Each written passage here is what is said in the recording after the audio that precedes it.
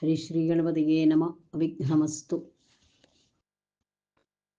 ഹരേ രാമ രാമ രാമ ഹരേ ഹരേ, ഹരേ കൃഷ്ണ കൃഷ്ണ കൃഷ്ണ ഹരേ ഹരേ. രാമായ രാമഭദ്രായ രാമചന്ദ്രായ വേദസേ, രഘുനാഥായ നാഥായ സീതായ പദയേ നമഃ. വാൽമീകി രാമായണത്തിലെ 50-ാം സർഗം നാഗാസ്ത്രമോചനം. അധോവാച മഹാതേജ ഹരിരാജോ മഹാബല, കിമിയം വ്യഥിതാസേന മൂഢവാദേവ നറും ജലീ.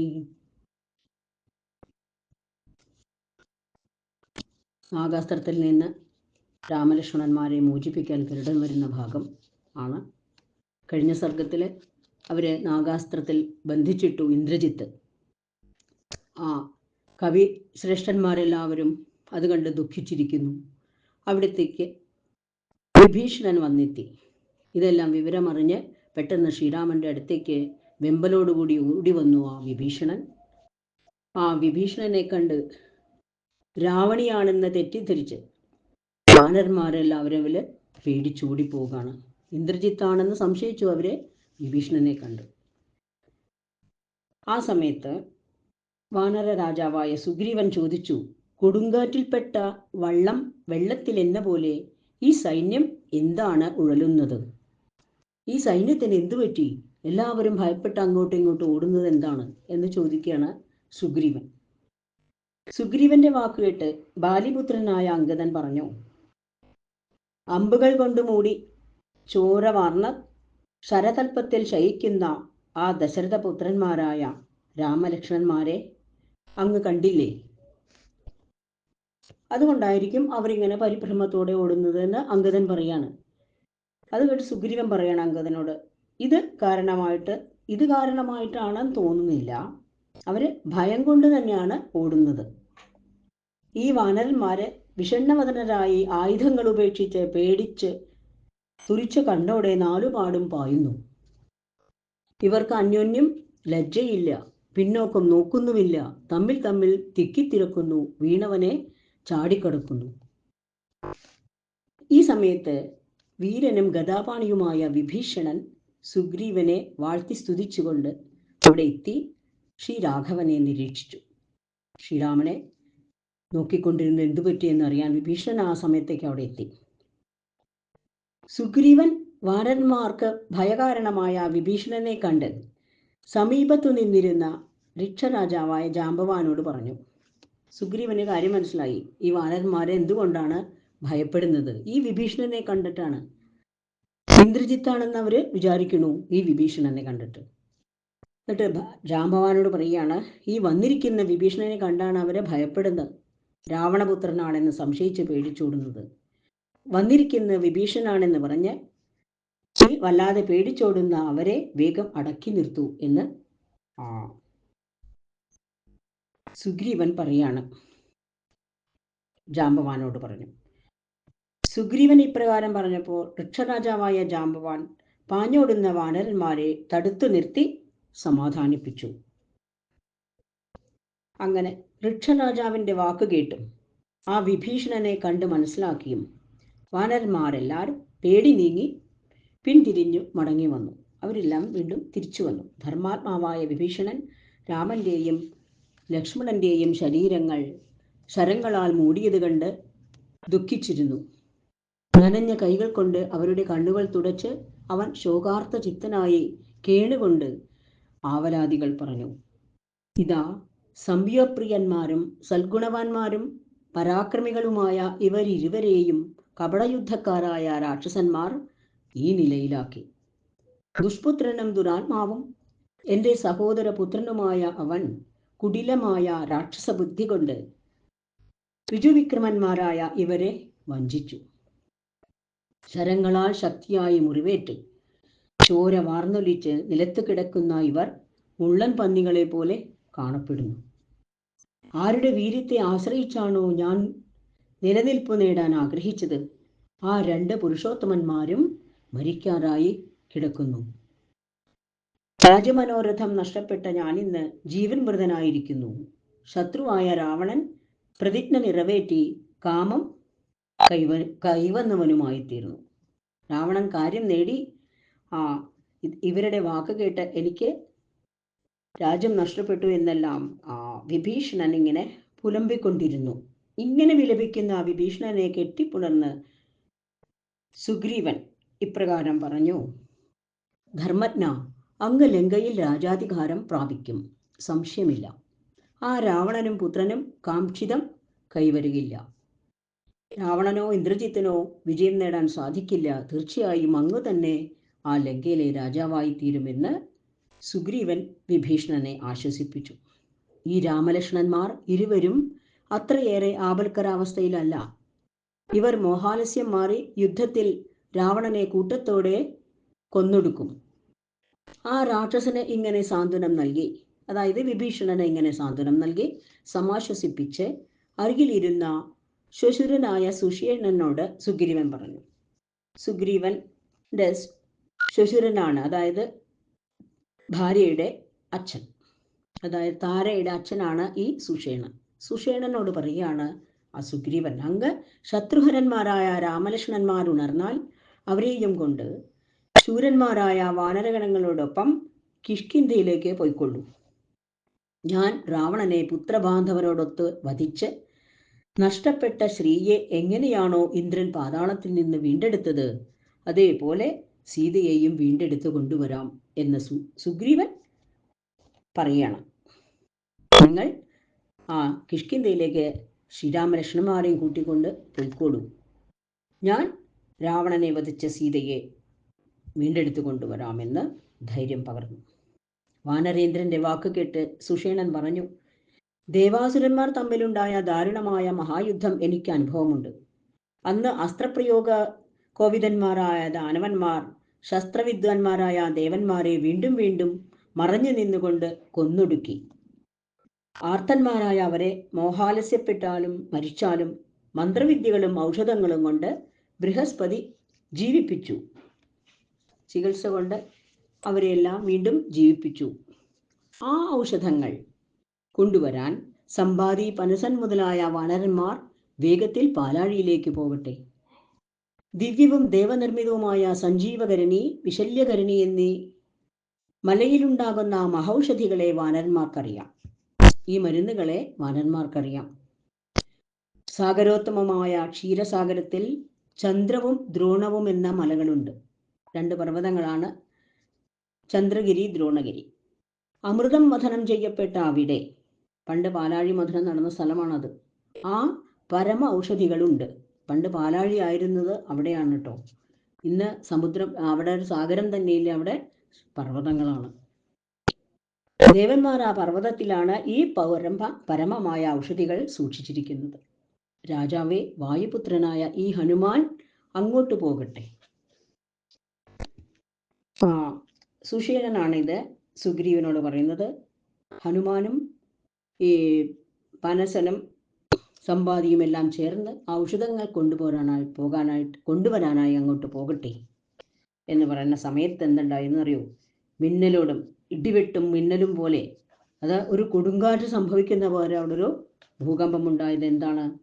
ചിറകടിയുടെ ഗരുഡന്റെ വരവ്. ചിറകടിയുടെ കൊടുങ്കാറ്റേറ്റ് ദ്വീപിലുള്ള വൻമരങ്ങളെല്ലാം കൊമ്പൊടിഞ്ഞും കടപുഴകിയും കടൽ വെള്ളത്തിൽ വീണു. ആ സമയത്ത് എന്താണ്ടായെന്നറിയോ? ഒരു കൊടുങ്കാറ്റ് പോലെയുണ്ട്. മഹതാപക്ഷവാദേന സർവദ്വീപ മഹാദ്രുമ നിപേതുർഭഗ്നവിടപ സമൂലാലവണാംബസി. ഗരുഡന്റെ വരവിന്റെ ഇതാണ്. ശ്രീരാമന് ആപത്തുണ്ടായി എന്ന് പറഞ്ഞ് ഓടി വന്ന് രക്ഷിക്കാൻ വേണ്ടിയിട്ട് ഗരുഡൻ പറന്നു വരുന്ന ശബ്ദമായിരുന്നു, ചിറകടി ഒച്ചയായിരുന്നു ആ കേട്ടത്.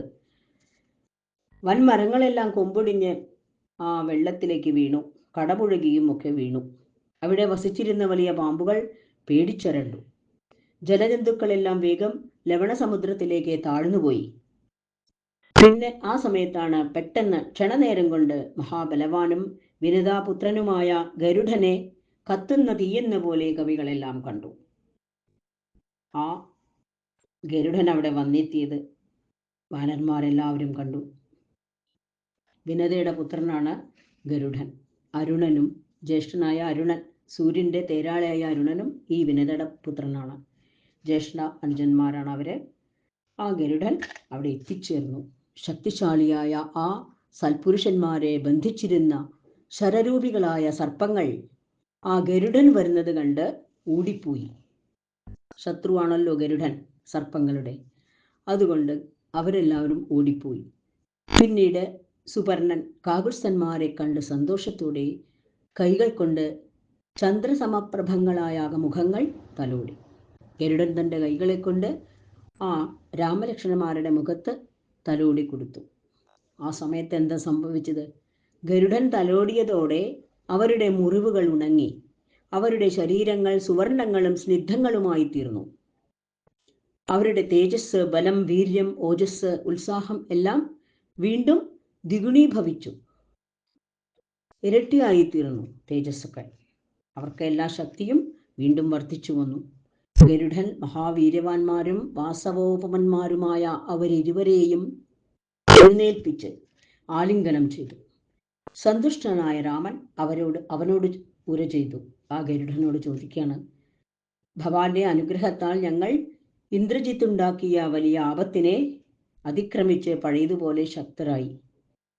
പിതാവായ ദശരഥൻ എങ്ങനെയോ, പിതാമഹനായ അജൻ എങ്ങനെയോ, അതായത് അച്ഛനും മുത്തശ്ശനെയും പോലെ വന്നെത്തിയാലുള്ള സന്തോഷം പോലെ എനിക്കിപ്പോൾ മനസ്സ് വല്ലാണ്ട് സന്തോഷം, ഹൃദയം പ്രസാദിക്കുന്നു, സന്തോഷം തോന്നുന്നു. ഭവാൻ ആരാണ്? രൂപസമ്പന്നനും ദിവ്യമാല്യ ലേപനങ്ങൾ അണിഞ്ഞവനുമായ ഭവാൻ ആരാണ് എന്ന് ചോദിച്ചു ഗരുഡനോട്. സമുവാച മഹാതേജ വൈനതേയോ മഹാബല പദത്രിരാജപ്രീതാത്മാ ഹർഷവര്യാകുലേക്ഷണ. മഹാതേജസ്വിയും മഹാബലശാലിയും പക്ഷിരാജാവുമായ ആ വൈനതേയൻ അകം കുളിർത്ത് സന്തോഷം തുളുമ്പുന്ന കണ്ണുകളോടെ ഇങ്ങനെ പറഞ്ഞു, കാകുത്സ, ഞാൻ അങ്ങയുടെ ബഹിഷ്ഠര പ്രാണനും പ്രിയനും സഖാവുമായ ഗരുഡനാണ്. നിങ്ങൾ ഇരുവരെയും സഹായിക്കാൻ ഇങ്ങ് വന്നതാണ്. ക്രൂരകർമാവായ ഇന്ദ്രജിത്ത് മായാശക്തി കൊണ്ട് നിർമ്മിച്ച ദാരുണമായ ഈ ശരബന്ധം വിടർത്താൻ മഹാവീരന്മാരായ അസുരന്മാരോ മഹാബലവന്മാരായ ദാനവന്മാരോ ഇന്ദ്രനോടൊത്ത സുരന്മാരോ ഗന്ധർവന്മാരോ ശക്തരല്ല. തീക്ഷ്ണദംശങ്ങളും കടുത്ത വിഷവുമുള്ള കദ്രുപുത്രന്മാരായ ഈ നാഗങ്ങൾ രാക്ഷസന്റെ മായാശക്തി കൊണ്ട് അമ്പുകളായിത്തീർന്ന് നിങ്ങളിൽ പ്രവേശിച്ചു. സത്യപരാക്രമ ധർമ്മജ്ഞ രാമ, യുദ്ധത്തിൽ ശത്രുഘാതിയായ സോദരൻ ലക്ഷ്മണനോടൊത്ത അങ്ങ് ഭാഗ്യവാനാണ്. ഈ വൃത്താന്തം കേട്ട് നിങ്ങളിലുള്ള സ്നേഹം മൂലം സഖിത്വം സംരക്ഷിക്കാൻ പെട്ടെന്ന് ബന്ധപ്പെട്ട് ഞാനിവിടെ വന്നു. അതിഘോരമായ ഈ അസ്ത്രബന്ധത്തിൽ നിന്ന് ഞാൻ നിങ്ങളെ മോചിപ്പിച്ചു. ഇനി എന്നും നിങ്ങൾ ഇരുവരും കരുതലോടെ ഇരിക്കണം. സ്വതവേ രാക്ഷസന്മാരെല്ലാം പോരിൽ കപടയോധികളാണ്. രാക്ഷസന്മാര് മായാവികളാണ്, അവരെ വിശ്വസിക്കരുതെന്ന് പറയാണ്. ശൂരന്മാരും ശുദ്ധ സ്വഭാവികളുമായ നിങ്ങൾക്ക് ആർജവം തന്നെയാണ് ബലം. അതിനാൽ നിങ്ങൾ അടരിൽ ഈ പോരിൽ പരക്കന്മാരെ വിശ്വസിക്കരുത്, രാക്ഷസന്മാരെ വിശ്വസിക്കരുത്. ഈ ദൃഷ്ടാന്തത്താൽ തന്നെ രാക്ഷസന്മാർ സദാ വഞ്ചകന്മാരാണെന്ന് അറിയാം. ഏവമുക്താതോ രാമം സുവർണസ്സു മഹാബല പരിഷ്വജ്ജമ സുഹൃൽ സ്നിഗ്ധമാപൃഷ്ടമുപചക്രമേ. ശക്തിശാലിയായ സുവർണൻ രാമനോടിങ്ങനെ പറഞ്ഞ് സ്നേഹത്തോടെ ആലിംഗനവും ചെയ്ത് യാത്ര പറയാൻ തുടങ്ങി. സഖേ രാഘവ ധർമ്മജ്ഞ, വൈരികളിലും വത്സല, ശത്രുക്കളോട് പോലും വാത്സല്യം കാണിക്കുന്ന ഹേ ഭഗവാനെ ധർമ്മജ്ഞ, ഞാൻ തിരിച്ചു പോകാൻ അനുവാദം നൽകട്ടെ, എനിക്ക് തിരിച്ചു പോകാൻ അനുവാദം നൽകിയാലും. സഖിത്വത്തെക്കുറിച്ച് തൽക്കാലം കൗതൂഹലം വേണ്ട. വീര, പോരിൽ കാര്യസിദ്ധി കൈവന്ന ശേഷം സഖിത്വത്തെക്കുറിച്ച് അങ്ങ് അറിയും. ശസ്ത്രങ്ങൾ കൊണ്ട് ലങ്കയെ ബാലവൃദ്ധാവശേഷമാക്കി രിപുവായ രാവണനെയും വധിച്ച് അങ്ങ് സീതയെ നേടും. ഇപ്രകാരമെല്ലാം പറഞ്ഞ് ശീഘ്രപരാക്രമിയും വീരശാലിയുമായ സുപർണൻ രാമന്റെ പീഡകൾ അകറ്റി ആ വാനരന്മാർക്കു നടുവിൽ വെച്ച് പേർത്തും പ്രദക്ഷിണം ചെയ്ത് കെട്ടിപ്പുണർന്ന ശേഷം വാനിലേറി വായുവിനെ പോലെ അവിടുന്ന് അപ്രത്യക്ഷമായി. ആ ഗരുഡൻ വന്നുപോലെ തന്നെ തിരിച്ചുപോയി. രാഘവന്മാരുടെ അഴലൊഴിഞ്ഞത് കണ്ട്, രാമലക്ഷ്മണന്മാരുടെ ദുഃഖമെല്ലാം തീർന്നു കണ്ട് ആ കപിയൂതന്മാരെല്ലാം സന്തോഷിച്ചു. സിംഹനാദം മുഴക്കി, വാലുകൾ വീശി സന്തോഷം പ്രകടിപ്പിച്ചു. പെരുമ്പറകൾ കൊട്ടി, സന്തുഷ്ടരായി ശംഖുകളൂതി, മൃദംഗങ്ങൾ മുഴക്കി, മുന്നേ പോലെ അട്ടഹസിക്കുകയും ചെയ്തു. അവരുടെ ഉത്സാഹവും ശക്തിയുമെല്ലാം വീണ്ടെടുത്തു. അവര് വീണ്ടും യുദ്ധത്തിന് തയ്യാറാണ്. അവര് പണ്ടത്തെ പോലെ ഉത്സാഹികളായി തീർന്നു. വാനരന്മാരെല്ലാവരും വളരെയധികം സന്തോഷിച്ചുകൊണ്ട് ആർക്കുകയും അട്ടഹസിക്കുകയും ഒക്കെ ചെയ്തു. വിക്രതന്മാരായ വാനരന്മാർ കൈകൊട്ടി. നഖം കൊണ്ട് പൊരുതുന്ന അവർ പലതരം മരങ്ങൾ ആയിരക്കണക്കിന് പറിച്ചെടുത്തുകൊണ്ട് പിടിച്ചു നിന്നു. ആ മരം പുഴക്കിക്കൊണ്ടെല്ലാവരും കാത്തു നിൽക്കുകയാണ് രാക്ഷസന്മാരെ വധിക്കാനായിട്ട്. അത്യുച്ചത്തിൽ അലറി രാക്ഷസന്മാരെ നടുക്കിക്കൊണ്ട് പോരാടാൻ ആഗ്രഹിക്കുന്ന വാനരന്മാർ ലങ്കാ കവാടങ്ങളിൽ വന്നുകൂടി നിറഞ്ഞു.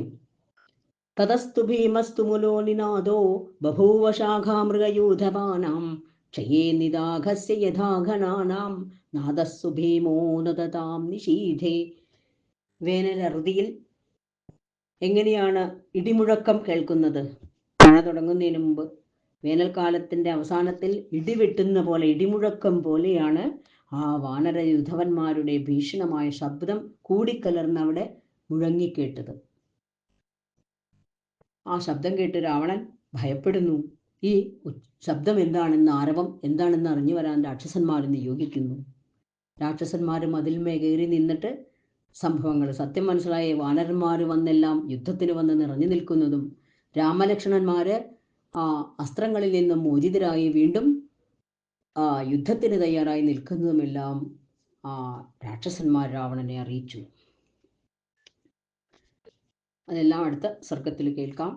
ഹരേ രാമ രാമ രാമ ഹരേ ഹരേ, ഹരേ കൃഷ്ണ കൃഷ്ണ കൃഷ്ണ ഹരേ ഹരേ, ഹരേ രാമ രാമ രാമ ഹരേ ഹരേ, ഹരേ കൃഷ്ണ കൃഷ്ണ കൃഷ്ണ ഹരേ ഹരേ.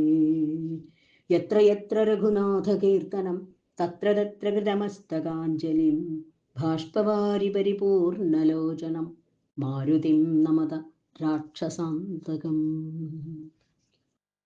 സ്വസ്തി പ്രജാഭ്യാം പരിപാലയന്താ ന്യായേന മാർഗേണ മഹീം മഹീഷ.